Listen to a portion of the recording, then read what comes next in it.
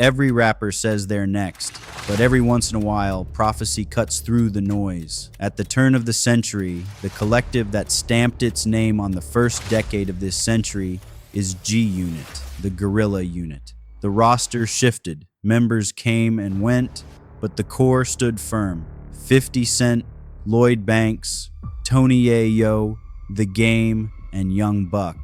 To start, we have to go back to Queens, New York, 1999. Industry outcast. 50 Cent was projected to release his debut album, Power of a Dollar, but due to the circumstances of being shot, he was dropped from their label. Subsequently, the album was heavily bootlegged. Why this guy was hired to shoot you 9 times? Well, you was paid because someone, felt like that I would potentially do something to them if they kept going in the direction that they were going. Single How to Rob made him a marked man. He called out the entire rap industry, and then he caught 9 bullets. Most wouldn't walk away from that. 50 did. His solution, the mixtape. He cut deals with local DJs, reimagined their mixtape, and transformed the mixtape into mythology. Every tape was recruitment. Every freestyle was another soldier enlisted. He built his own albums, his own brand, until that brand had the streets in a chokehold. The industry had no choice but to come knocking. That's hustler mentality at its purest. Between summer and fall of 2002, 50 Cent is the future. No mercy, no fear. God's plan all dropped. 3 tapes, one after the other. Nobody was doing that. When Jay-Z would spend a year polishing 12 songs into a masterpiece, G-Unit came storming through with flood tactics. Content at a pace the culture hadn't seen before.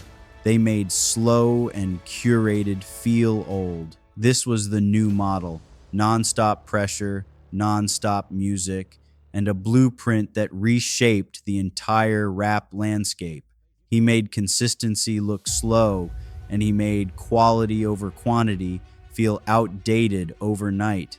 The industry had turned its back on 50 Cent, so he turned his back on the industry.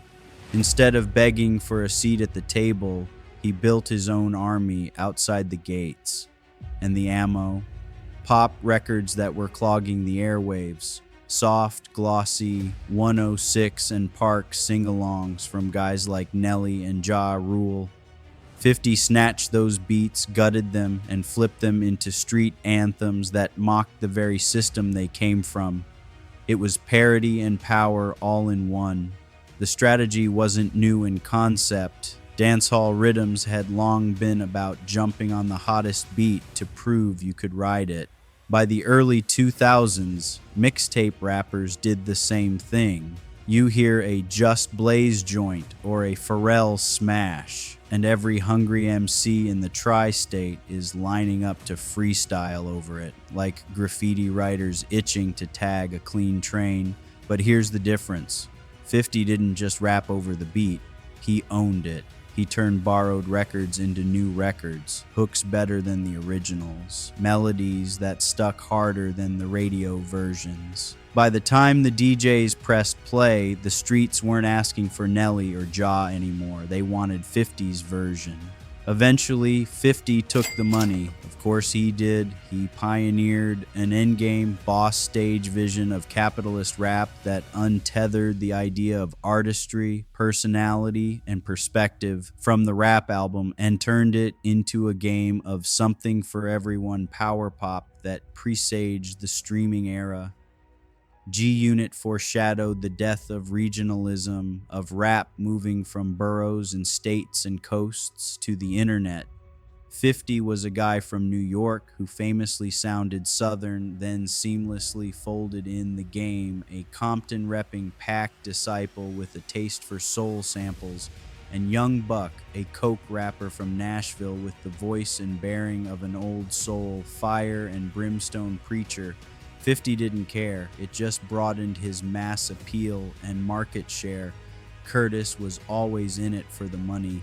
That was his entire perspective, his hook, and why he resonated on a gut level with a Bush-era, cynical, and worn-out millennial clientele.